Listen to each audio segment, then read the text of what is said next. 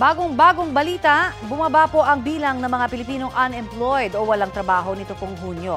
Ayon sa Philippine Statistics Authority, 1.62 million ang mga walang trabaho o katumbas ng 3.1% ng labor force ng bansa. Mas kaunti kumpara sa 2.11 million na unemployed noong Mayo. Kabilang sa mga pinakamaraming bagong trabaho nitong Hunyo sa sektor ng construction at wholesale at retail. Mahigit 6 million naman ang mga underemployed o yung may mga trabaho pero mas mababa sa kakayahan nila o kaya'y nakukulangan sila sa kanilang kita.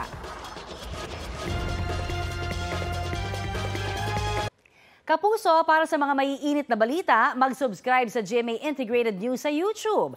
Sa mga kapuso naman abroad, subaybayan nyo kami sa GMA Pinoy TV at sa www.gmanews.tv.